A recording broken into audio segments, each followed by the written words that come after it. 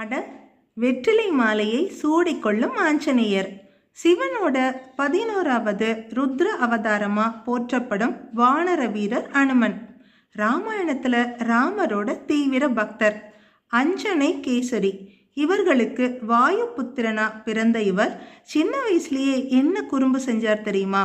சூரியனை பார்த்து அதை பழம்னு நினைச்சு பிடிக்க பறந்த போது இந்திரன் தன்னோட வஜ்ராயுதத்தால அனுமனோட தாடை மீது, அதாவது ஹனு, தாக்கினான். அதனால தான் அவருக்கு ஹனுமான் என்ற பெயர் வந்தது. அதனால கோபமடைந்த வாயுதேவன் காற்றை நிறுத்தியதால் தேவர்கள் அனுமனுக்கு பல வரங்களை அளித்தனர். பக்திக்கு எடுத்துக்காட்டா திகழும் அனுமனுக்கு ஏன் வெற்றிலை மாலை போடுறாங்க? இப்ப அதை நம்ம கேட்கலாம். இதுதான் வெற்றிலை மாலையோட விளக்கம். அசோகவனத்துல இருந்த சீதையை பார்க்க சென்ற ஹனுமான் தான் ராமதூதன் என்பதை நம்ப வைக்க அவரிடம் இருந்த கணையாழியை காட்டினார். இதனால் மிகவும் மகிழ்ந்த சீதை அனுமனுக்கு ஆசீர்வாதம் செய்ய விரும்பினார்.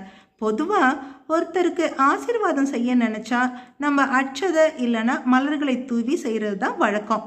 ஆனால் அசோகவனத்தில் அப்படி எதுவுமே அருகில் இல்லாததால சீதா பிராட்டி அமர்ந்திருந்த இடத்துக்கு அருகில் படர்ந்து கிடந்த வெற்றிலை கொடியின் இலையை கிள்ளி, இந்த இலையை தூவி உன்னை ஆசீர்வதிக்கிறேன், இனி எல்லாம் வெற்றி ஆகும் என்றார். அதோடு இன்று முதல் இந்த இலை வெற்றி இலை என போற்றப்படும் என்றார். அன்று முதல் வெற்றிலை மாலை அணிவித்து அனுமனை வழிபட்டால் நாம் கேட்ட வரங்களை தருவார், கடின காரியங்களில் வெற்றியை பெற செய்வார் என்பது ஐதீகம். அனுமன் பிறந்த இடம்தான் அஞ்சனாத்ரி மலை. கர்நாடக மாநிலம் ஹம்பி அருகில் உள்ள ஒரு புனிதமான மலை இது. இந்த மலை அனுமனின் அன்னை அஞ்சனையின் பெயரால் அழைக்கப்படுகிறது.